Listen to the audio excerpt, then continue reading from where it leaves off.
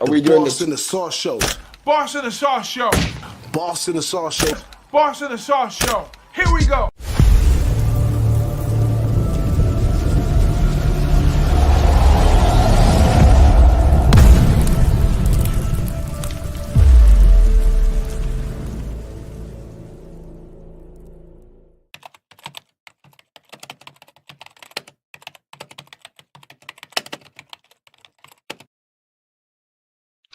What up, thou? How's everybody feeling out there? We have took a little rest, and we back, and we back when we can to give it to you when we can. You know what I'm saying? And I'm here with my man Wine today. Our guy Bigragoo is under the weather today. He's all right. We'll be keeping our prayers out for him. That major, little minor setback for a major comeback. But it's just me and you, Wine. How you feeling today? Yes, sir. What's up, my guy? Good to be here with you. Feeling good, man. It's crazy to think that we're here, college football playoff weekend. Boss, we got a game on a Friday night in the college football playoff mid-December in South Bend. It's exciting to talk about because, I mean, we've been talking college football all year long. Who's going to get where? Now we know who's going to play who and what route every team's going to be taken from here. So I'm excited to talk about these games. This is one of the biggest weekends of the year, man. So I'm ready for it. Man, I mean, to go a little deeper than the surface, I mean, we on some untested territories with the 12-team playoff thing, the way it's going out, we getting bowl games and playoff games all combined together this early in the season. It's probably going to be extended to one of the longest seasons we ever had in college football. So it's just so many factors going into this, and on top of that, you got your transfer reporters, your coaches changes, and then even at this time of year, you got weather. It just don't stop, man. So it's really tough right now. To all my cappers out here, we damn near 18, 19 weeks into this shit. And if you're still hanging in with us, hey, my hat's off to you too. Matter of fact, we'll give all ourselves a pat on the back for hanging in this crazy shit this long, because it's a long roll of emotions and all kinds of stuff. Me and Winetime been on the opposite sides of each other. Probably it feels like 100 times. But Fun out of it. We've been having fun with it, man. And at the end of the day, that's what it's about, man. Having fun. So I don't know. You got any small insights or any vibes or any angles that you're looking for overall, either in the bowl games that are coming up or the college playoff games? Yeah, boss. I mean, bowl games nowadays, we kind of know the last couple of years, it's really who's playing and who's not, which coaching staff is hanging around, who's not, we've had some value so far in these bowl games, though we've been successful so far. We don't have a play in the game tonight, but gave out my plays for this weekend and for the bowl season so far, I think up until next week. In college football playoff, I'm just angles. It's crazy to think because it's like we've been asking for more games, and they gave us a 12-team playoff. So all these are going to be new angles going into this. We haven't seen it yet, and it's really exciting for programs that you would have never thought to make a run like this. I mean, look at Boise State, boss, Mountain West, where you do it the best, man. The best team out there. They got a first-round bye. I mean, who would have ever thought that? Like, it's crazy, man. Yeah. Yeah, even how did they equate to that? I don't even see it judged. I think teams coming from those small conferences should have to play the first round. 100%, yeah. But I mean, Boise State with a bye. My Notre Dame is 11-1, lost to NIU, but also beat 6 ranked opponents. And we got to play first round and some more stuff. Shit, the shit is so media driven that they leading us off in the whole situation, because of, we that team where, we bring in the crowds and the attention and shit. A ticket is $1,200 or something to the game right now, and it's gonna be in like 40-degree weather. I mean, it's just bananas out here, man. It's bananas out here, and I mean everybody's connected by their phones and everything to the news sources. So randomly all day, every day, you just get in news. Hey, so and so signed over here. Michael Vick goes over here. Yeah, Michael Vick, man, Norfolk State. I mean, he had 2 job offers. It's crazy, man. Crazy. The crazy part is they talk about NIL money for Michael Vick. They want to give him millions of dollars up front, and he's never coached a college team or anything. I mean, he has minimum coaching experience overall. Yeah, So and boss, that's how about the guy from that kid from New Mexico? I don't know if you heard Devin Dampier. I was talking highly of him all year. He just got entered the portal, and he's now going to Utah. I mean, from New Mexico, and it's oh just man. At the crazy. end of the day, we really can't do a full breakdown of the transfer portal start of next season because you're gonna have all kinds of stuff happen. A lot of players are playing this and that. At this point in time, but I don't think it's over. They still have a chance to opt out to the transfer portal. So even some players that say they stay in, I mean, look at these bowl games, man. You got players in the transfer. How do you play in the transfer portal, but you playing for the night? So I don't know. I guess all the coaches are shaking the kids' hands, saying you got to do what's best for yourself, son. We respect it. Blah blah blah blah blah. Which I don't know how that transfers. That's different per individual how that relates to the field. If you're not going to be somewhere following year and you're just playing anyway, a lot of cats don't want to get injured. We've seen a couple people getting injured already in these bowl games. Look at last night with the Cal game, but I think they were on their third or fourth string quarterback by the end of the game. So, yeah, man, I could go on and on and on and on and on. Me and Vine could take a whole show and just all this rhetoric that goes around this sport, buddy. But we're gonna get y'all into the meat and potatoes. Where's our people in the chat today? I know it was an unexpected show, but we came to give y'all the goods. We really need y'all in the chat today to ask questions. I'm gonna be using my little notebook LM AI thing to answer some questions in regard to anything you want to know with the games. So tap in with us. We're taking our time today. We got 6 games. We're just gonna go over Friday's games and Saturday games. That's it.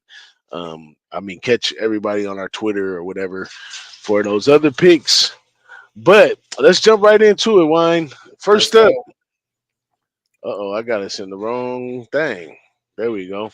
First up, we got Ohio, Jacksonville State. Ohio is -3. The over/under is 54.5. And I got us up right now in my little AI thing right here. So I have the important coaches changes in this one. Tim Albin, head coach of Ohio Bobcats, accepted the position at Charlotte. Rich Rodriguez, the head coach of Jacksonville State, returned to West Virginia. We seen that yesterday. Zachariah Poser, Reginald Hughes, and Fred Perry, 3 of Jacksonville's best defensive players, have left the program, so they will not be playing in that game. And that's just a couple tidbits that I could pull up real quick with my information right here. You got any questions or you got anything you want to go over in the game? Can you hear me? Yeah, no, I got you. Yeah. Yeah, Yeah. so interesting game right here, man. Ohio, winning the MAC after losing a lot of guys last year to the portal. We saw Curtis Rourke go out and play at Indiana. He's taking him to a college football playoff, going from a CFL type quarterback to potentially an NFL. Might be able to get a shot in the NFL. We'll see. With that being said, here Jacksonville State, they're without their coach. This is crazy. A lot of people are actually aren't in the portal for either of these teams. These are 2 of the teams that haven't really done much. They haven't really entered the portal yet, which is crazy. Ohio has won 5 straight bowl games. Crazy enough. Ohio is also 6-0 ATS the last 6 games. And they just won the MAC championship. They have all the momentum. I could only take Ohio in this spot. I haven't moved on it quite yet, but I have a lean towards Ohio in this spot. Shout out to this chat too. Yeah, I also like Ohio in this game too. Jacksonville State, missing a part of your secondary could be major in a game like this. But this Ohio team is very balanced anyhow, very disciplined, very balanced. They did a little better than Jacksonville State. A lot of cappers that I listened to and stuff said Jacksonville State was more of a fraud for the season for whatever reasons that they have. I bet it a couple times and cashed it in some games. So this is one of the games that they're not, but they do. I like the over in them at all times. I said it before. They snap the ball in like 18 seconds. They have a really fast paced offense. So taking the over, the number's only 54.5. Taking the over with a team like this, you're getting a little bit of bang for your buck So I like that. But I don't know. Game like this, I think live first half. I want to see what the atmosphere looks like. What the camaraderie looks like and all that stuff. But I'm gonna ask my notebook right here. What does the quarterback situation look like for each team? And let me tell you what it's bringing up. Only takes a few seconds. So Ohio, Parker Navarro is the quarterback of Ohio. He has accumulated 3,000 total yards with 2,169 passing yards, 943 yards on the ground. Navarro has accounted for 27 touchdowns. However, he has thrown 10 interceptions, which is more than his counterpart on Jacksonville State. 3 of these interceptions occurred in the game versus Morgan State. On the Jacksonville State side, Tyler Huff is the quarterback. He has nearly 3,500 yards for the season, accounted for 27 touchdowns. Huff suffered an ankle injury in the regular season, but appeared healthy in the conference championship. In that game, he completed 11 to 15 passes for 176 yards, 2 touchdowns, also rushing for 176 yards. He has thrown 6 interceptions these few games he played, and this will be his final collegiate game. That says a lot for a quarterback. And last note is Rod Smith will serve as interim coach for Jacksonville State and is also the offensive coordinator and QB coach. So the QB coach and offensive coordinator is going to move up to head coach. So I expect him to be offensive heavy, And Ohio State offensive coordinator Brian Smith has been promoted to head coach. So 2 offensive coordinators at the head in the game where the coaches is gone, and we missing defensive players. I mean, what do you think? It's got overridden all over it. I think so. I mean, whenever you're talking about a MAC team, you're thinking over, honestly, because just anything can happen. They're going to have a couple of tricks up their sleeve. They're going to want to win this game. Jacksonville State had a good season, but I mean, their coach already left them behind for dead, honestly, in this spot. I don't know if I trust this new offensive coordinator. Did he take the job, or is it still open, Jacksonville State? I think one of them. Let me see. Did Jackson? I think it's just the intern. I think it's just the interim. He's not going to most likely be the head coach, but I think one of these coaches, I can't remember which one it was, but one of them interim coach actually did get extended. Gotcha. Yeah, Ohio. I have a lean towards Ohio in the over for sure, though, because I think that they're going to want to win this game. Like I said, 5-0 the last 5 bowl games. It's pretty impressive, and they've had all the momentum going towards their way these last 6 games. I mean, covering the spread in 6 straight, winning the MAC championship, and Rich Rodriguez goes to his alma mater in West Virginia, so he's leaving his Jacksonville State team behind. Yeah, give me Ohio in this one. Yeah, they saying that the interim coach did not get the job done yet right here. One other important factor, like I said, with these games is weather. So let's take a look at the weather real quick in these games. Let me bring that up on ESPN. Oh.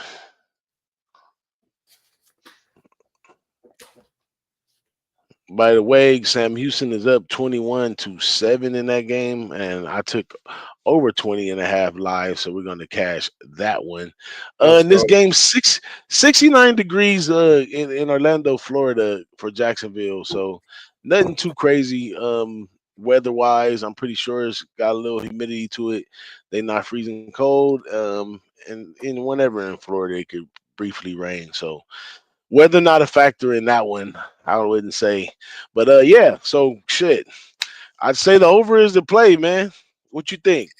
I think so too. I mean, I think points are going to be able to score here, and I don't think either defense is really going to want to do too much here. I think this Ohio offense can put up 30 by themselves easily.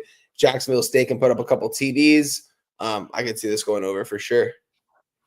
There we go. There. Let's keep it rolling, man. Next up, Tulane and Florida. My guy Billy Napier. You know I'm leaning for my guy Billy Napier. This line has been jumping all over the place, though. I think they announced the quarterback for Tulane will not be playing in that one. It's going to be Ty Thompson. It's going to be the Oregon transfer. Yeah, the Oregon transfer. What do you think about that? What do you think about that Oregon transfer guy? I mean, let's put it this way. He was backup for Bo Nix for 2 years at Oregon.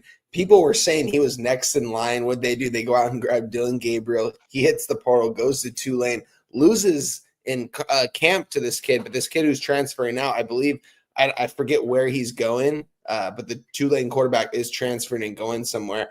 And Ty Thompson played in like 7 games this year. He had 6 rushing touchdowns. He's really good on the ground. His arm, I mean, definitely doesn't have the best arm in the world, but this guy was the backup at Oregon to Bo Nix. He learned behind him, but like I said, he couldn't even win the job at Tulane. But I mean, he's going to want to give it all, I think, in this game. I broke this game down on Wednesday with Jose, and it was a plus 13.5. And right now I'm seeing like 10s, 11, 10.5s. Crazy, man. I wish I would have got on Tulane a couple days ago, but I haven't. Still might, just because I think they can stay within 10. Florida, though, they've been playing with a lot of momentum towards the end of the season. They struggled early on, a team I was fading, and they were a team you didn't want to fade towards the end of the season. Billy Napier saved himself. He's a great recruiter. He can get the guys in. He's got DJ Lagway playing in this one. Florida wins this game most likely. Tulane backdoor covers this. Shouts to my guy Moose Money in the building right there. He said, "Sup, dudes? What's up, my guy? Good to see you, brother." And yeah, this should be a good game. If this continues to go down, I'm gonna kick myself for not taking the 13 on Wednesday, which was yesterday, and it's already down this low. Yeah, a lot of that had to do with I believe the offensive coordinator Joe Cradrick's moving into the new position, and also John Summerall is active for Tulane, and he has recently signed a contract extension over there. So some wild information on that one. But it says here that Ty Thompson is in the transfer portal, but he will be starting for the game. How do you think that's going to play out? Yeah, I don't know that you can't tell with these guys in the portal, honestly, if they're going to play or not. It's really up to them. The coaches, I think it's them. It's either up to them or the coach. And it depends on what program you're at. Some of these kids who are going to play and some of them aren't, just never know. Yeah. I'm a Billy Napier guy, and I think I'll lean towards laying the points in this one, regardless of what it is, because, he had one of I think the 5th toughest schedule. They did have the 5th over there. schedule. Yep. So he's played, and he started off, what was it, 3-3 or something, and he ended up 7-5 or something. He made a bowl game. Yeah, with the schedule. I was very surprised that they turned it around, and so I mean, Billy Napier saved his job. Yeah, then would they have Lagway? Is making DJ his Lagway, way. the 5-star, the freshman. He's Yes. going to be good. I mean, he's big time, and they're recruiting good over there. They've gotten some good 4 or 5-star guys coming in again next year. So it's tough to play in the SEC with the schedules that these teams have. But I mean, like what Moose said, I think he does have his players bought in. Billy Napier does. Not a lot of guys hit the portal, surprisingly enough. So. Yeah, after all, it looks like Billy Napier is gonna make it out of this pretty good. Shout out to my man Moose Money in the chat. He says Florida and I having a ton of guys in the portal kind of shows me Napier got his guys brought in. Yeah, and they said it would take time for Napier to get it because the type of coaching style he has. Said it would take time. So he even said early on that there'd be a few players that he doesn't get along with that would shake the spot on him, which also happened in his first year. So I like thing. It's just difficult laying points in these big games like this. So I don't know. This is definitely good for something exotic. Maybe tease it down. You know what I'm saying? Or some of you, if you like Tulane, you might want to tease that up. Any questions you want to have for this game right here? Yeah. Who does AI think has the better quarterback? Who has the better quarterback? Let's see what it says. So Ty Thompson, the Oregon transfer, is going to be starting. However, he was effective as a runner, 243 yards and 6 touchdowns and 40 carries. Like I said, he's also in the portal. DJ Lagway took over as starter for Graham Mertz. Lagway threw 1,600 yards, 11 touchdowns, 7 interception. Missed a little time to some injury. The sources do note that Lagway isn't an overly efficient passer. And then it concludes with while the sources do not explicit data who the better quarterback is, it does provide some information about the quarterbacks for each team. Ty Thomas has limited passing experience, but is effective as a runner, whereas Lagway has more passing experience, but not very efficient. The source implies Lagway's performance has been inconsistent. So I don't know. That sounds and I believe a lot of sharps are on Tulane. That sounds like taking those points not too bad for a bowl game. What Yeah, you this think? is going to be a good one. Like I said, I mean, it's a lot of points for Florida to be laying here. So I mean, maybe Ty Thompson. We haven't seen him do too much through the air. He's very one dimensional on the ground. So it's going to be an interesting one. I maybe tease Tulane in this spot. Little 2-team 6-point teaser in this one, and tease Tulane back up to 16. Shout out to Zoe. Shout out to Detroit. And of course, shout out to Moose Money. My man Moose Money says, Chat GPT capper now. He's dead. Nah, this one is a little this ain't Chat GPT. It's a little different. It only equates what you put into it. So I only put the VSIN prediction for the game into it. So it's just giving me back, what I put in there in regards to that. And it'll tell you in a minute, I can't get this information or I can't do that. So it's pretty clean, even though it's AI. I've caught it making mistakes before, but it does make some of my homework a little bit better, especially on games that I really don't plan on really betting, but I still have to kind of go over them. Kind of makes it quick for me to just ask questions. And let's take a look at the weather in that game too. Got to get these weathers in, man, because right here, 69 degrees, Tampa, Florida game, same situation right here. So they should be good as far as the weather is in the Home Mortgage Gasparilla Bowl. But yeah, that's it for that one, man. So I don't know. I'm up in the air, but I totally agree with you. Taking Tulane teased up to 19 doesn't sound bad at all. Especially you never know how teams are gonna play in a game like that. And then, to the bright side of that, the Ty Thompson guy, he might do great because he wants to make an impression on where he's going in this bowl game right now. He's getting the opportunity to play in a not a primetime game, but something closer to a primetime game. So, if he does a good job right there, then it kind of raises his stocks. Maybe transfer somewhere bigger than he thought he was going. But let's move into the Friday night special right here, man. Y'all already know what it is. We going over to the college football playoffs. They done line my boys up first. That's why a lot of you indie haters out there, you should respect us because they lined us up first. First in line. Let's get it going. But this game, I don't know. I'm a Notre Dame fan. Everybody knows about my fan bet.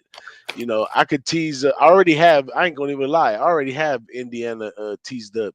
I parlayed into this game early in the week into Indiana teased up to 13, and also have a money line parlay, which is on Notre Dame for the money line, and that's just sitting. So that's just the works I did early in the week, then put those bets in position, and I haven't really even bet the game in itself right here. So I'm in a good spot. You know what I'm saying? I'm in a good spot. But as I start looking at the game in a good spot, Indiana, they play zone defense. Notre Dame plays man.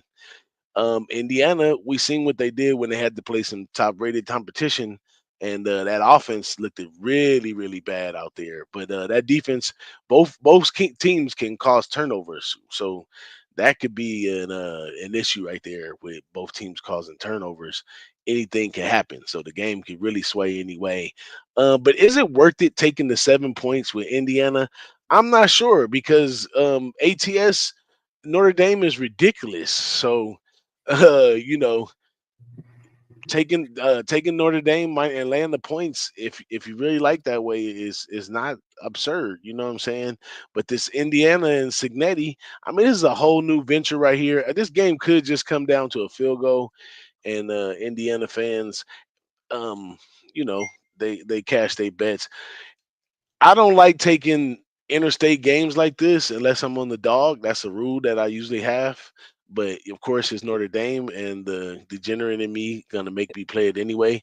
So I'm trying. I'm kind of looking over to the total, but then the total same difference. It's gonna be really cold out there with the weather, so it is gonna be really cold.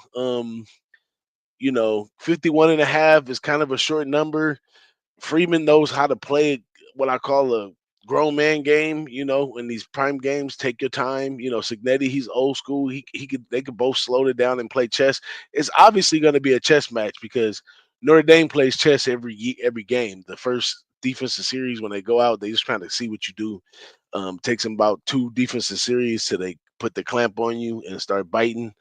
But yeah, Indiana, same way. They're a team composed of a bunch of NIL guys, 3 and 4-star players from different places.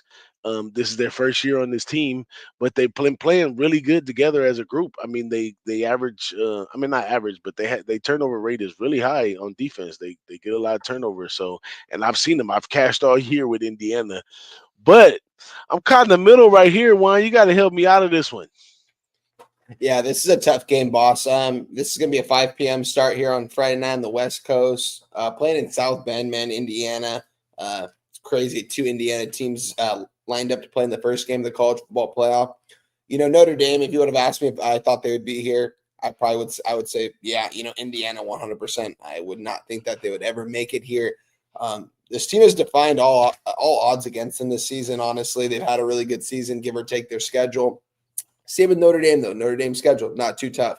But both these teams have been putting their foot on the gas, and they don't stop. I mean, we're talking about the number 2 and number 3 scoring offense points per games in these two teams. And this total here sitting at 51.5. I saw it went down to a 50.5. It went up to a 52.5. It's back down to a 52 at my book. Very interesting. I mean, I think that Notre Dame, what they're going to want to do here is move the ball methodically down the field. I mean, you've got one of the best running backs in the nation in Jeremiah Love. I mean, this guy went off this year, DJ. I mean, this guy went off this year. Like, what a year, man. He's a top 5 running back in college football. Yeah, he got great. NFL written on him. 100%. The way he moves, man, he's going to be hard to stop. Riley Leonard, coming into this year, we didn't know if he was a pocket passer at Duke. That was the kind of offense they ran. Marcus Freeman's liking to dip and dunk with him more this year, get the ball in the hands of his playmakers and see what they can do in open space and not turn the ball over. That's what they ask him to do. When you go out there, Riley, do not turn the ball over. You don't turn the ball over, we're going to win every single game. Our defense is going to go out there. They're going to ball out. This defensive line is tough. I mean, we've seen Indiana struggle against the 2 of the better defensive lines. When they faced Ohio State and Michigan, their offensive line struggled and gave up sacks, and it might be similar here. Notre Dame's very physical up front. Indiana, though, they can stop the run. I mean, Indiana's allowing 2.6 yards per carry, DJ. That's second in the nation. Crazy. Notre Dame likes to run the ball. So if Indiana can stop them, it's going to be hard. I mean, look, I've got multiple things going in this game. I've got Notre Dame tied up with James Madison in the money line. James Madison already won. I need Notre Dame. I'm on Notre Dame, Ohio State money line parlay. Both those teams to win. I think it's going to happen. I think Notre Dame wins this game. Marcus Freeman, when he's had 1 week to prepare as a head coach, he's 7-0 against the spread at an average margin of like 16.5 points per game, something crazy like that. He's going to be – I mean, this is kind of – rookie against the vet, if you should say. Marcus Freeman's not a rookie by any means, but I mean, this guy's a younger guy, and he got a job at a school like Notre Dame. Took Cinetti to get a while to get to a program like Indiana. But I just think Marcus Freeman as a coach knows what he's doing out there. He hired the right staff, and he's got the right staff around and the right personnel. Notre Dame's going to win this game outright. I don't know if I'm going to lay 7 points with them, but I'm also on the under. Yeah, and I think this doesn't hit 50, boss. I think it's best if it doesn't hit 50 because I think Notre Dame needs to keep this Indiana offense off the field and get to this quarterback. If you do that, the Notre Dame will win this game and potentially cover. We'll see. I'm not going to take the -7. I'm not going to do that here. But I don't think this has upset alert written on it. Looking at the market, too. Let's see. Haven't looked at that. Give me 1 second, Wayne. I gotta go to the room and come back. Oh, you're good. I'll keep talking. You're good. All right. Yeah. So looking at the market too in this spot, guys. 47% of bets coming in, 45% of the money on Notre Dame. I mean, the line was an 8.5, and it's down to a 7 now. Looking at the money line, 87% of the bets are on Notre Dame. So a lot of people are probably looking at this as a parlay type piece. But I mean, with that being said, I still like it. I mean, Notre Dame, they're the clear-cut better team. They got the better athletes. I'm not going to say they have a coaching advantage because Cincinnati is a great coach, and I love what he's done for Indiana. In just 1 year, this guy comes over from James Madison, built a program from the bottom up before that. And Indiana, you could probably say he's building the program from the ground up because this team was awful last year. I think they won maybe 2 or 3 games. Their win total projection this year, I believe, was a 4.5 or a 5.5. They go 11-1. Yes, they missed the Big Ten championship. It's tough. It's tough when you do that. So it's going to be a good game, though. I'm really excited to see what happens here in this spot. I think Notre Dame's going to get it done. Indiana, I mean, 6-point teaser. If you want to tease that, that's be the only way I could play Indiana here. But I just think they struggle against the better defensive lines that they face, and this is going to be a good defensive line Notre Dame has. So with that being said, yeah, I'm going to take Notre Dame in that one. Looking at the market, before my guy Boss gets back, hold it down for a little bit. We're on this, looking at this total, 48% of bets, 65% of the money on the under. We're not seeing much of a move here on the under, but we're still seeing some movement. It's up to a 52. It might get back down to a 51.5. I hope it does. We'll see. But yeah, Boss, I'm on the under, and I'm on Notre Dame money line and parlays. Okay. Question. I'm gonna do a question for my notebook here. Which defense is best versus the run? Let's see what it comes up with. So it says both Indiana and Notre Dame have strong defense against the run, but they do explicitly state which is best. Here's what sources say about each team's run defense. Indiana Hoosiers are noted for strong run defense. They have number 1 run defense in the Big Ten, and they only allowed over 100 rushing yards 4 times this season. The source also say that they are ultra disciplined team that doesn't miss tackles, and that says a lot. The Fighting Irish also have a strong defense front that is able to hold up against the run. The sources say that very few rush yards are allowed, and only Army and Navy managed to rush over 200 yards against them. While both defenses are considered strong, the sources emphasize Indiana's run defense is number 1 in the Big Ten, while Notre Dame's defense is known for its ability to take the ball away. The sources also suggest Notre Dame defense front is predicted to dominate the 4th quarter. Wow. That says a lot right there. Yeah, this is a fun game, DJ. I mean, you pour yourself a drink, maybe a couple before the game starts, and just sit back and enjoy, man. I'm thinking about chain smoking that night. You know what I'm saying? Might as well just chain smoke that night. Oh man, you know what I'm saying? But yeah, I only have those bets on the game money line. I also have Indiana. I don't know if I pour anything else on it, it's probably going to be live. I know you like the under. I like the under. I've been liking the under all year in Notre Dame, but somehow Freeman gets the best of people, like they said, late in the 4th quarter, and he runs it up sometimes. But Indiana, only way they're going to get ran up on is if they do what they did against what was that, Ohio State, where they just look like a deer in the headlights. You know what I'm saying? Yep. If they do that, then Notre Dame could take advantage and run away with the game. But if not, it is what it is. Let's keep it rolling, man. We're getting into Saturday's games now. Got 3 games left.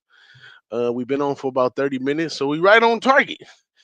And we got SMU and Penn State. Now, SMU is a team my man Winetime made some money off of plenty of times. But this Penn State team kind of let us down in a lot of spots this time. But this is one of your professions right here where you talk about going into Penn State for a college playoff game. How sick would that be with a whiteout? Crazy. I mean, dude, who would have thought we are ever going to see a whiteout game in mid-December, college football playoff game? Like, it's going to be a good time. It's going to be cold though, man. I mean, it's cold everywhere though over there. And I know Texas, it's not, but Rhett Lashley, I heard him in his press conference this week. You know, in the NFL, you got to go to Lambeau, you got to go to Buffalo, you got to go to Arrowhead, you got to go through those teams, either be on those teams or play against them. And the weather's always going to be bad. So this is just a test, a start to your NFL career. He mentioned Rice. The guy ended up going off for the Chiefs when he said he wasn't cold. He said he didn't like cold weather, but he went off anyways. So with that being said, this SMU team is built for big things, man. I like it. This is going to be a good one. I'm excited to talk about it. Yeah, this one is cold, man. 26 degrees. Could be some snow out there. I mean, it's got some serious implications on this one, man. So, that one is deep, man. I mean, I can only take Penn State. Seen a couple things at SMU on that last game that made it look like they was just on a good run towards the end of the season. Not so much that they are that dominant team. Now, Penn State is that dominant team. They just can't win those dominant games. This is a offset match in a real situation where maybe winning this game helps Baldwin get over the hump. You know what I'm saying? Winning a game like this where it's all on the line, play or go home, to a team like SMU at the house. If you can't get this done, sir, what the hell can you do? You're going to fire yourself if you can't get this one done. Yeah. So I lean. I'm probably going to do some big, crazy money line parlay, and I'm probably going to toss this in there with Penn State. Would I lay the 8.5? I don't see why not. But, I mean, this could be a backdoor cover for SMU because they never quit throwing the ball. So, you know, they can bust it down late. So you really got to be, if you're really going to lay it, you got to be expecting a blowout from Penn State. And I'm not sure if Penn State's ready to blow SMU out. What you think about a blowout in that situation? Yeah, this is tough because I mean it's a crazy environment. This is the rowdiest environment SMU has ever played in this season.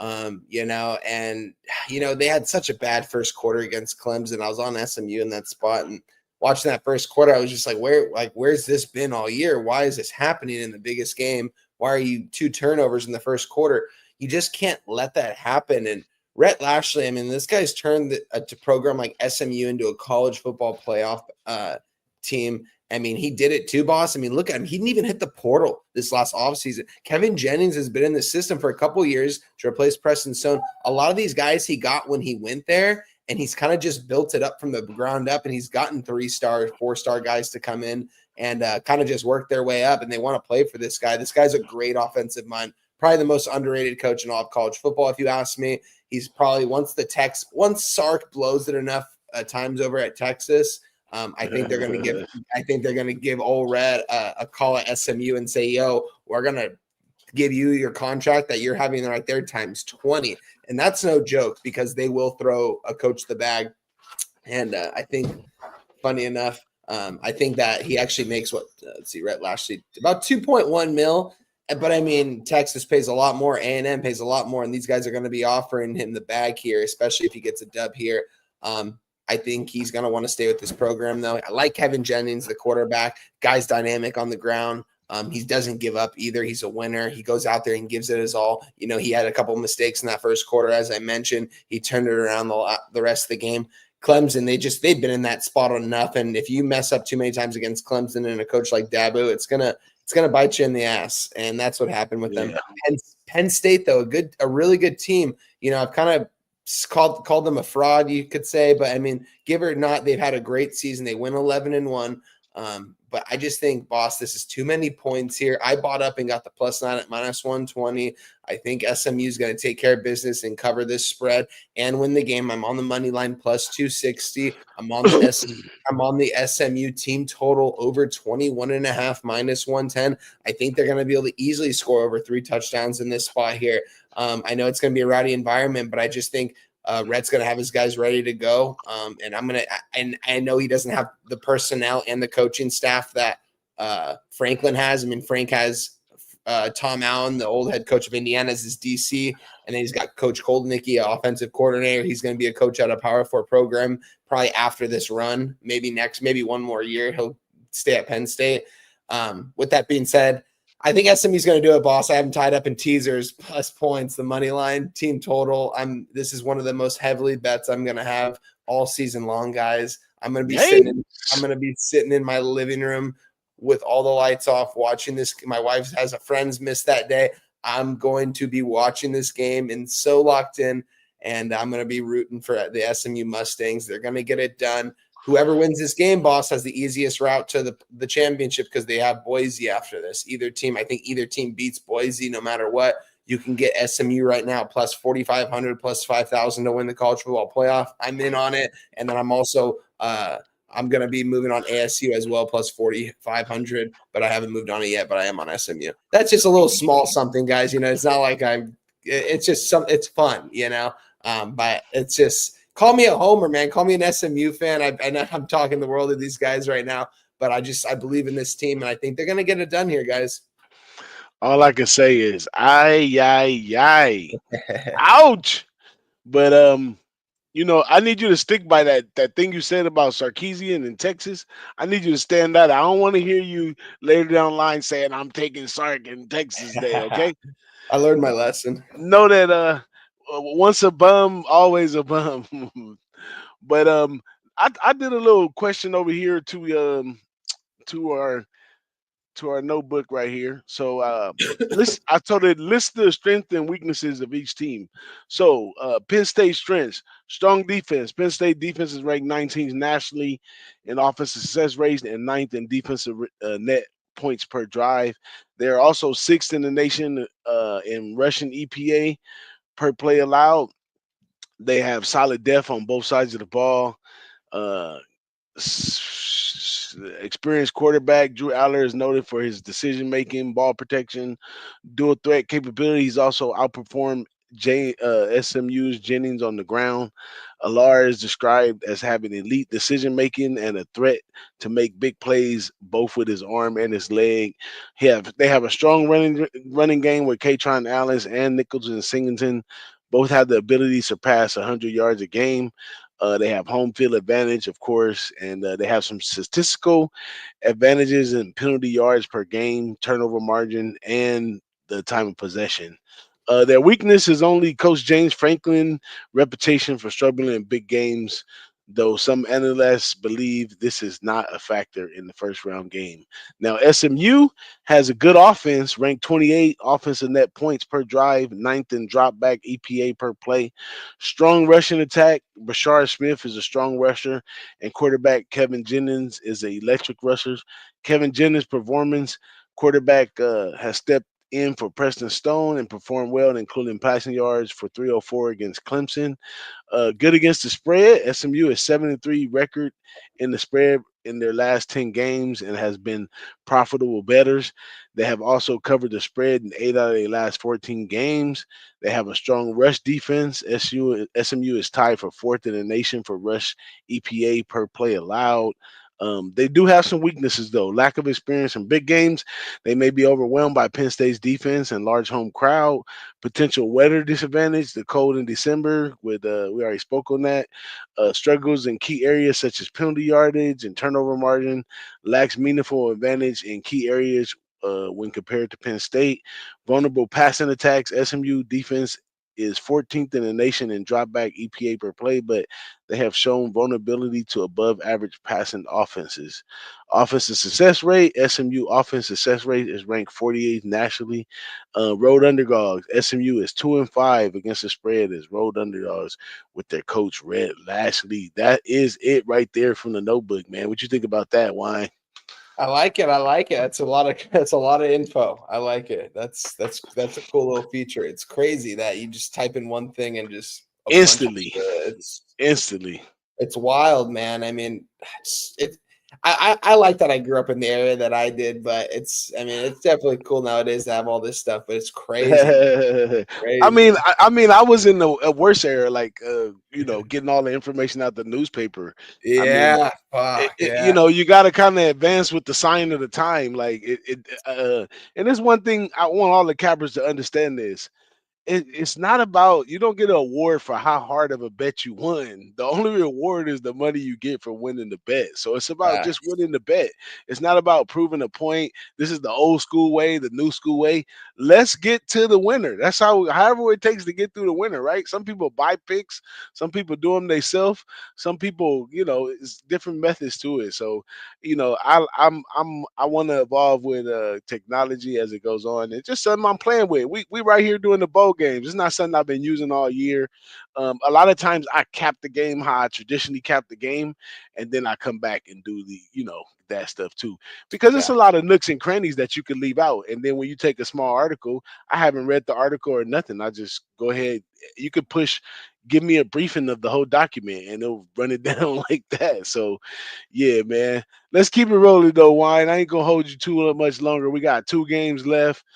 We do miss this level of college football though. It's been a couple weeks, so it's enjoyable to be here with you though. It's great. But Clemson and Texas. Speaking of Sark, now speaking of Sark, and all we know, we should be all over Texas. All over Clemson right away. Dabo Swinney, they said he's giving in a little bit to the NIL and the transfer portal and stuff like that. He's got some transfers lined up for next year. So maybe Dabo was a really high quality coach at a point in time. Was transpired since he lost all of those recruits and didn't really refill them. He kind of did the same thing Florida State did, lost a lot of recruits and not able to, replenish them. But he's got the Kubnik guy now, and Kubnik could have been on the same teams that he had before. He would have been a stud too, but in the team that he has now, he struggles at times. But this Texas defense and the Texas defense, I would say, is legit, but the offense is kind of sometimes. So I definitely like using Clemson in the teaser in this one. Give me 18 points and Clemson. Sark, Sark gonna be Sark. I don't think he has a huge advantage right here. He did go from the Big 12 over to SEC play, and he's evolved. But now he's playing the ACC team, who is a top level ACC team. What do you think the line would be in this game? If it was the Miami team that we seen before they started losing. Yeah, I would have rather have seen Miami, Texas in this, guys. I'm not gonna lie, that would have been a lot more interesting of a matchup. I think Miami would beat these guys, honestly. I don't know if Clemson's going to be able to do it here, boss. This is one of the games I don't really have a play in. This is something, boss, though, that I would recommend throwing a money line parlay in. And, and if it doesn't, if Sark loses as minus 440, man, yeah, he's got to be dead to us, and he's got to be fired probably after this game. I doubt that's going to happen, but with that being said, Texas most likely going to get a win here. But their offense, they struggle in the red zone. I've seen them the last couple of weeks, especially against Texas A&M. I know Texas A&M has good defense and all, but they just struggled big time, and they struggle against Georgia. Quentin Ewers, he can make the throws, but I don't know if it's the play calling. I'm not sure what it is on offense. It's not working though. This defense though is one of the better defenses in the nation. We can't lie about that. There's no denying that. This defense is elite. It's one of the better in the nation, as I mentioned. Clemson got Cade Klubnik. He's done his job this year. He's made some big time throws. He's made some big time plays. He's gotten his team to a conference championship, and now a first round matchup in the playoffs. Definitely would tie Texas money line in parlays, but I'm not laying any double digits with Sark against. Okay, so if you, yeah, I don't want to lay double digits, but for those who are gonna lay double digits with Sark, they're at home. They have a great home record. You know what I'm saying? They're playing in Texas. They have a lot of upside to them in this game that they absolutely can get the 12 points. But it's another one like the other game. It's going to be a blowout. It's either going to be a blowout or the dog is going to cover, or it's going to be an upset. It's not going to be close to the 12. You know what I'm saying? Yeah, no way.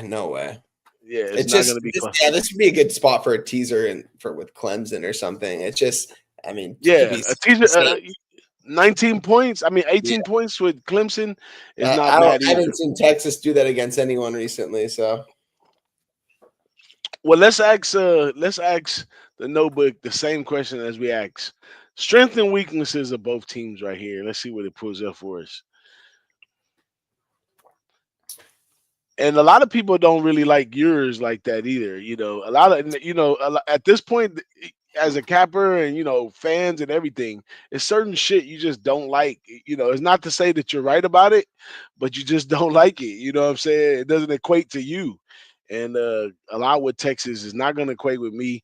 I think Manning is probably better. He probably should be starting, and Urias should be sitting down. But I think Urias is a quality quarterback. He'll play a little bit in the NFL here or there, Yeah. but he won't be like a first round draft pick or nothing like that. No But way. let's see Clemson's strength, postseason success. Clemson has a strong track record in bowl games under Coach Dabo Swinney, 11-5 since losing their first two, including two national championship losses. They have won 18 of the last 19 December games. Turnover margin. Clemson excels at forcing turnovers with 25 takeaways this season at plus 16 turnover margin. They have 12 takeaways in the last 5 games. They are good at capitalizing on opponents' mistakes. We've seen that against SMU too. Clemson's offense is effective when they establish their running game. They are 7-0 this season when they've averaged 5 more or yards per carry, and all of those were double-digit covers right there. Running back Phil Mafafa has 1,100 yards. Quarterback performing K. Kubnik has a strong TD interception ratio with 33 touchdowns and 5 interceptions and 303 passing yards this season. He also has 458 on the ground and 7 touchdowns. The touchdowns is kind of low though for all those yards. What is he throwing? All outs. But his weaknesses is inconsistent regular season. Clemson had a disappointing regular season with 3 losses. They need a dramatic finish here versus SMU to win the ACC, and they made it to the college playoff. But the offensive limitation, the team relies heavy on the success of their running game. Their passing game is not considered able to provide a lot of big play capabilities, and that could be a setback. Performance against SEC teams, Clemson has struggled against SEC teams, failing to cover the spread in the last 6 games versus them.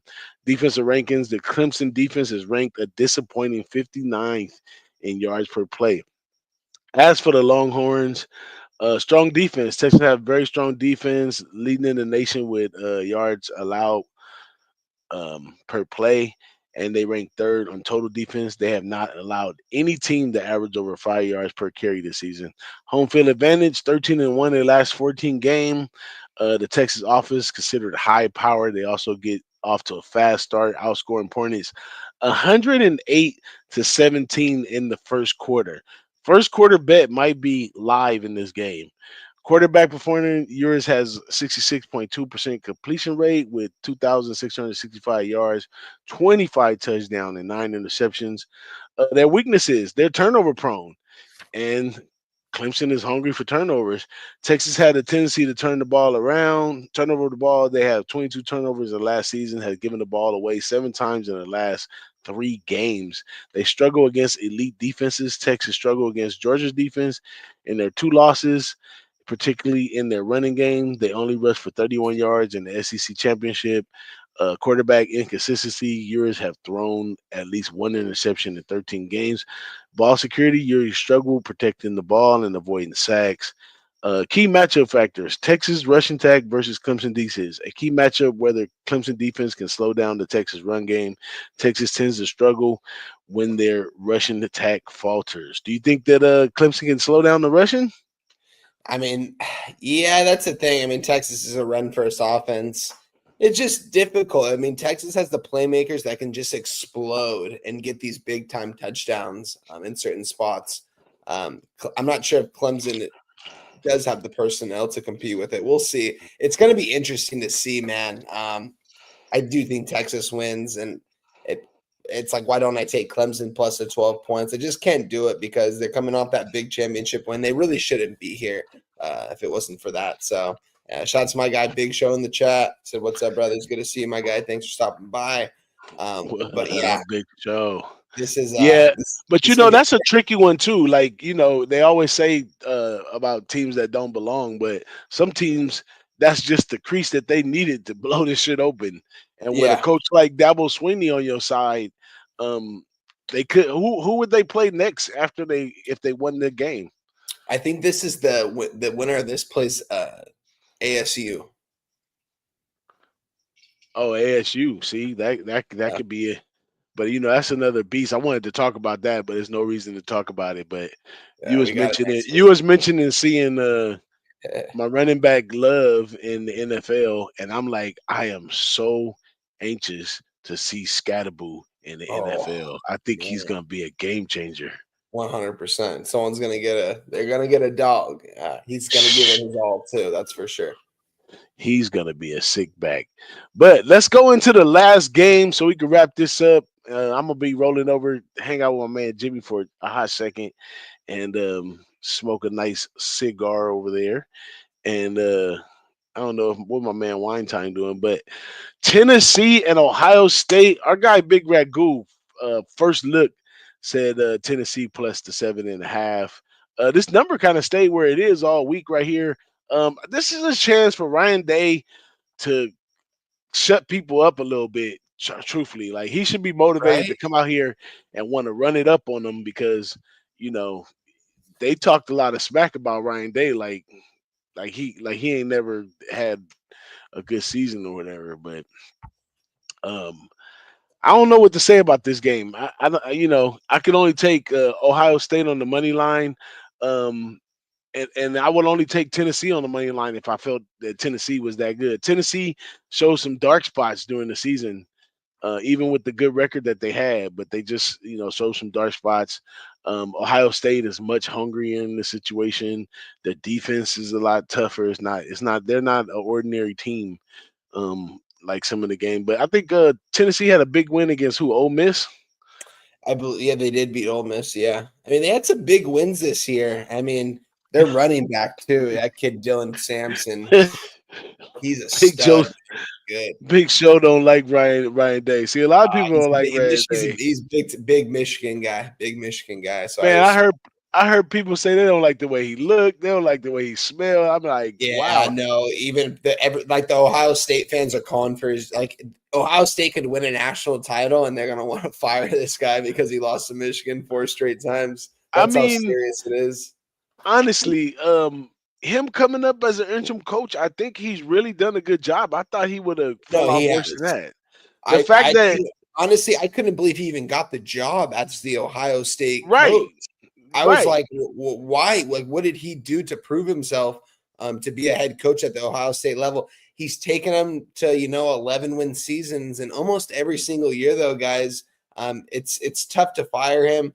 I understand why, but I mean, listen, okay. I mean, I'm gonna just throw it out there, guys. I'm on Ohio State. I'm on the money line. I'm on the -7 as well. I think they're gonna smack these guys up. Honestly, this Ohio State team better. At least they better, man. If they don't, Ryan Day is gone. He potentially won't even make it to the locker room. He might get fired before he hits the locker room. And his boy Chip Kelly is going to follow him. But Chip needs to know this, that he needs to back his boy here. He needs to come. Dude, Chip and Ryan Day, they go way back. These guys, Chip coached this guy at New Hampshire. When Chip Kelly was just getting into head coaching in college football, that was his first head coaching job at New Hampshire. He went to New Hampshire. They had that connection together. They always hung out. And, Ryan Day hit him up last year and was like, yo, I know you're unhappy at UCLA. We know you're going to be getting fired here in the next year. Come over here. I'm going to get you a nice paycheck, and you're going to be able to work with some future NFL receivers. And what can Chip do? He can come up with a good game plan. And, boss, I'm going to say this right now. I think he's going to be able him and Ryan Day have been at the facility every single day in film room for 20 hours a day trying to figure out what's the problem, how they're going to attack this Tennessee team. I'm on Ohio State money line with the Notre Dame money line, -110. I'm also on the Ohio State -7, -115. I think they beat these guys by margin. This is a $30 million. They better. I mean, they better beat these guys by 20 points. I want to see 20. Like, this fan base is going to want that. You're going to have a hostile environment no matter what. I mean, it's going to be a hostile environment. It's, I know my Show says I know my guy Ryan, Big Show doesn't like what I'm saying right now. But I just think that at the end of the day, when I'm looking at these two teams, Ohio State, I think they lose to Oregon the next game, most likely. That's who they play after this. They get a rematch against Oregon, the team that beat them earlier in the season. That's going to be interesting as well to see. But yeah, give me Ohio State here, and I also lean towards the under. Boss, this is a low total, 46.5. Kind of crazy. It's just the lowest total out of all the college football games. Ohio State defense is really good, and Tennessee has a good defense. So maybe this is going to lean towards the under as well. I'm going to write down the under, but I'm on Ohio State. I want to know, what are the strengths and weaknesses of Tennessee defense? Because I didn't pay close attention to Tennessee this year. I kind of watch them from afar. Me, They face a honestly, lot me of either. advantage. I didn't take one Tennessee game this year. Like, it wasn't a team I was heavily invested in or very interested in, to say the least. The fact that they're here, I understand they deserve to be here. Their quarterback though, Nico, little suspect over there. He's not the. I mean, he's not. He's not a gunslinger by any means. They have a good running back though to take the pressure off of him. If Nico has a good game here, don't get me wrong, they could stun Ohio State, and if so, I'm wrong, and Ryan Day and Chip Kelly get gutted, and this Ohio State team goes out and looks. There's a big job opening for a head coach to take. So we'll see what happens there. Going to be interesting to see. I'm excited for this one. This is prime time for everyone. I mean, everyone's going to be watching this game. Like, all the NFL games are going to be over by the time this game comes on.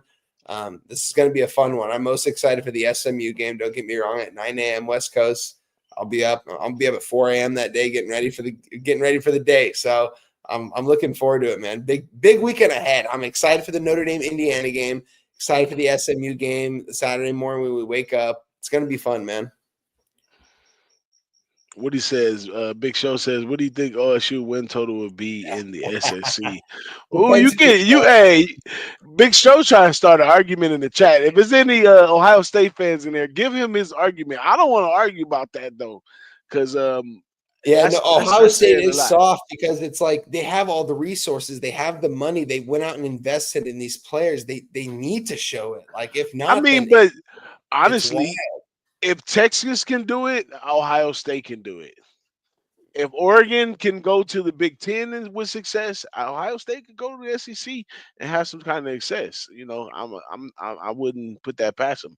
But let's take a look at the defense, because this is my biggest question. I know what Tennessee does on the offensive side of the ball, but the defense is the question that I have, because I didn't really pay attention to them as much as I should have this year. So, they have a strong defense. The Volunteer has a strong defense, ranking 4th in total defense and 4th in yards per play allowed. It doesn't say if that's conference or overall, but they also have top-notch defensive line, allowing just 3.28 yards per carry in conference games, and recording 21 sacks in 8 games.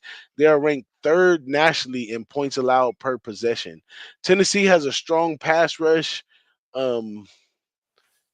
ranking 11th in pressure rate. In the running game, the team relies on a strong running. Betting against the spread, Tennessee has been a strong team against the spread, against ranked teams.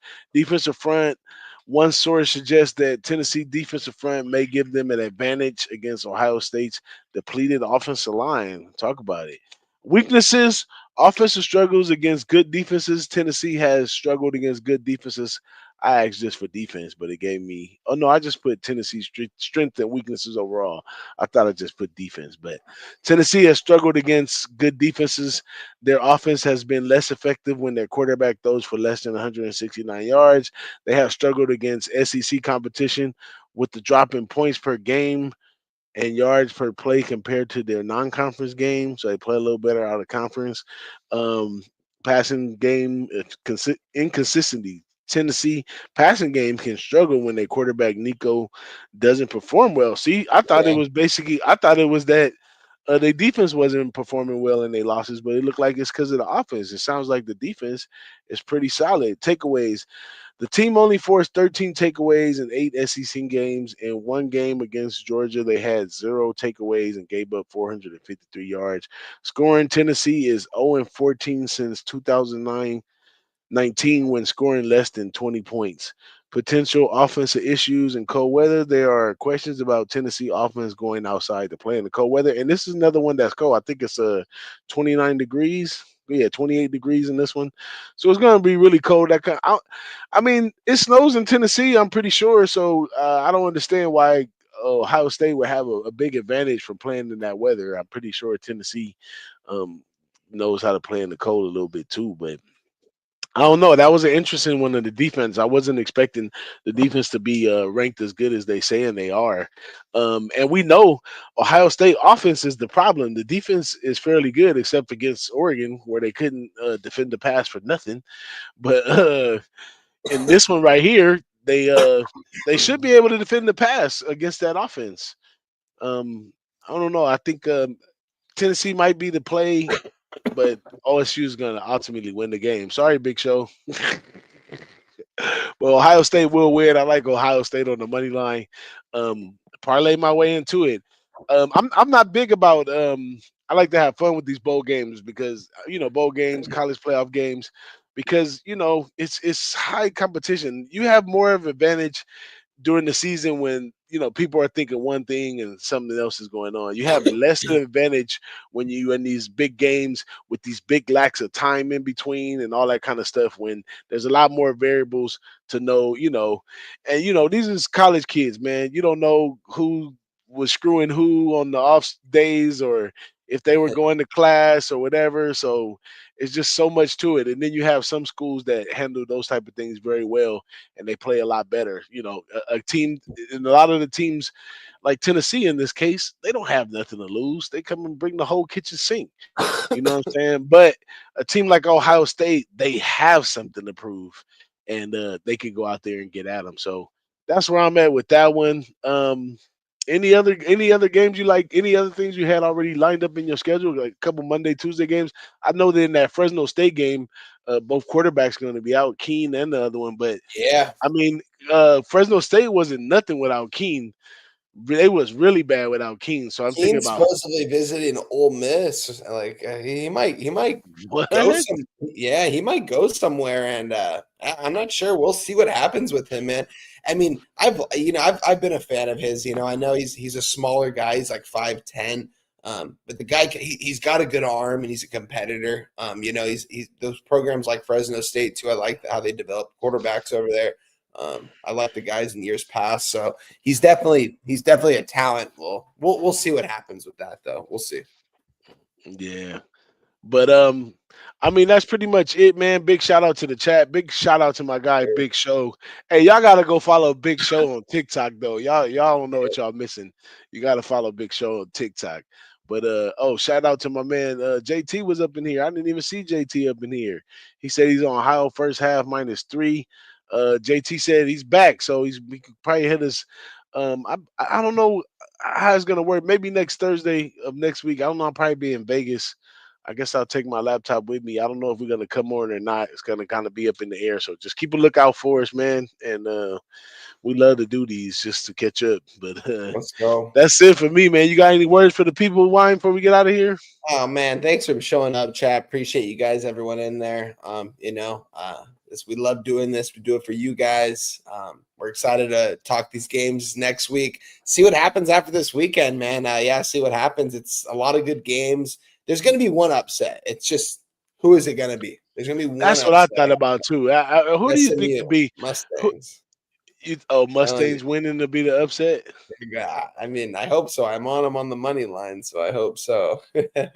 There we go. There we go.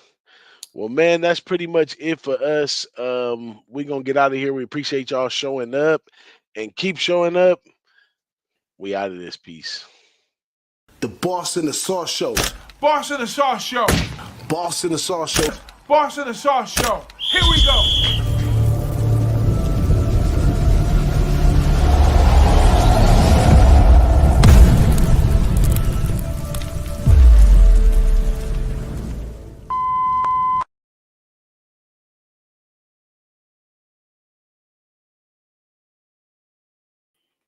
For sure, man. Yes,